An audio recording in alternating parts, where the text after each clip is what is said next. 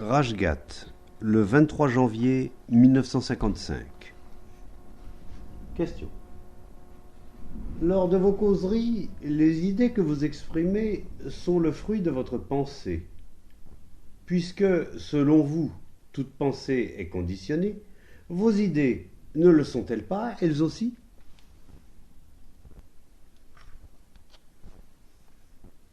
Que la pensée soit conditionnée, c'est une évidence.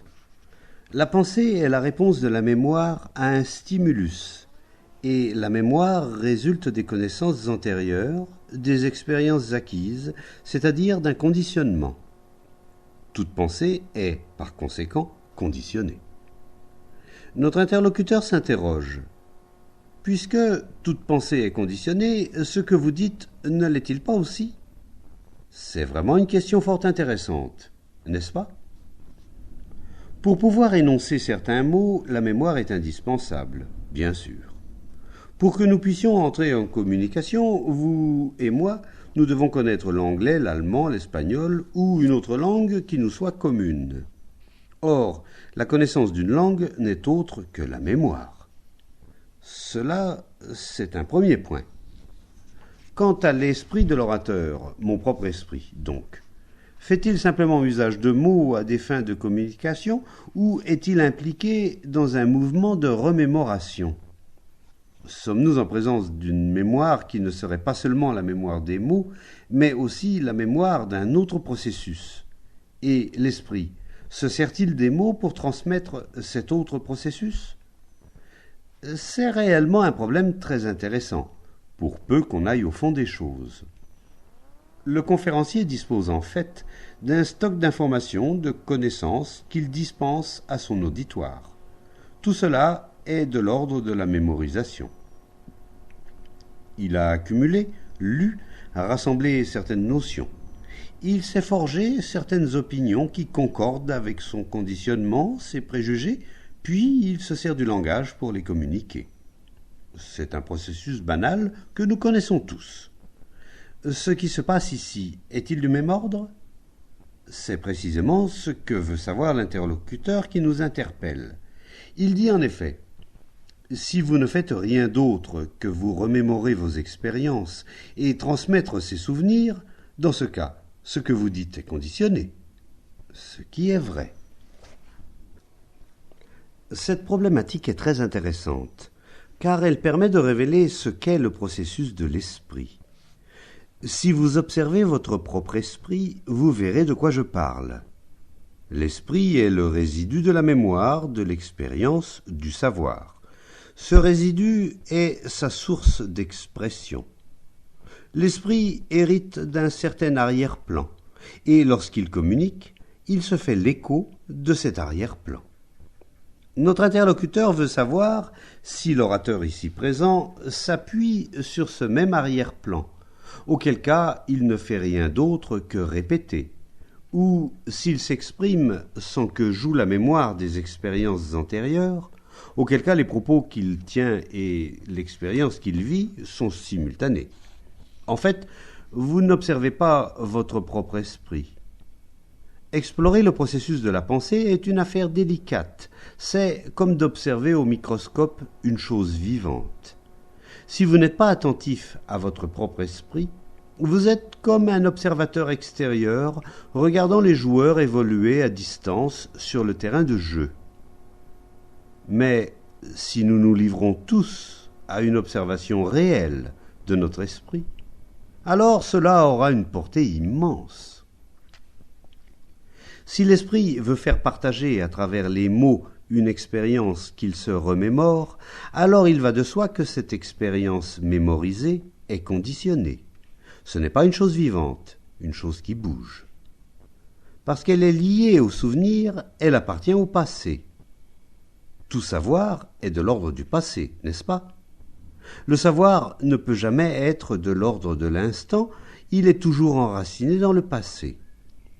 Notre interlocuteur veut savoir si l'orateur se contente de puiser à la source du savoir pour vous le dispenser ensuite.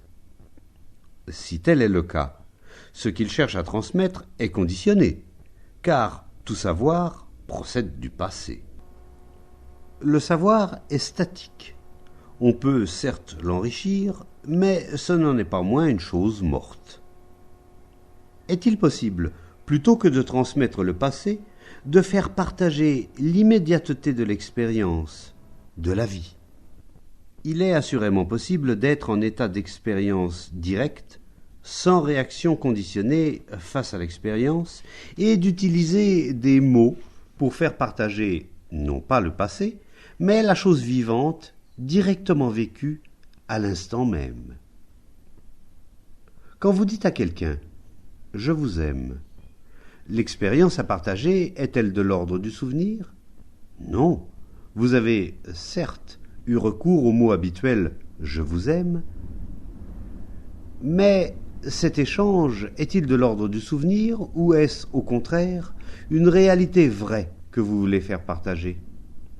Cela revient en fait à se demander si l'esprit peut cesser d'être un mécanisme d'accumulation, une machine à engranger, puis à répéter ce qu'elle a appris. Question. La mort me terrifie. Puis-je cesser d'avoir peur de l'anéantissement inéluctable? Pourquoi considérez-vous comme un fait acquis que la mort soit ou bien un anéantissement, ou bien une continuité?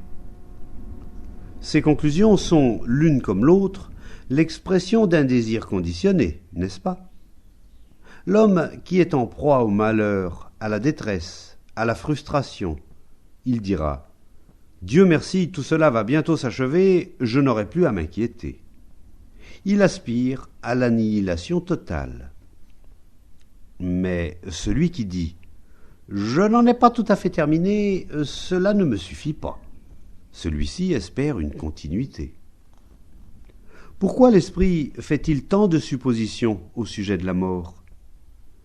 Nous allons explorer sans plus tarder la question de savoir pourquoi il en a si peur. Mais, pour commencer, libérons notre esprit de toute idée préconçue à propos de la mort, car, de toute évidence, ce n'est qu'à cette condition que l'on peut comprendre ce qu'elle est. Si vous croyez en la réincarnation, qui consiste à espérer en une forme de continuité, jamais vous ne comprendrez ce qu'est la mort. Pas plus que si vous êtes un matérialiste, un communiste convaincu, que la mort n'est autre que l'anéantissement total.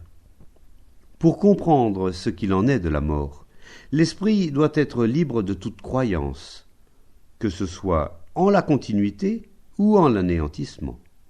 Et il ne s'agit pas là d'une réponse illusoire.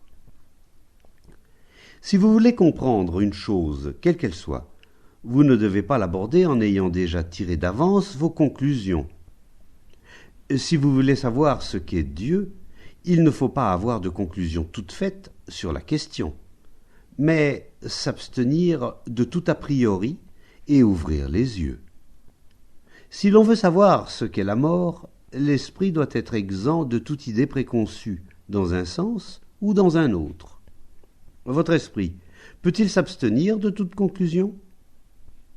Et s'il en est exempt, la peur existe-t-elle encore? Ce sont bien sûr les idées préconçues qui suscitent la peur, avec, pour corollaire, l'invention de théories philosophiques.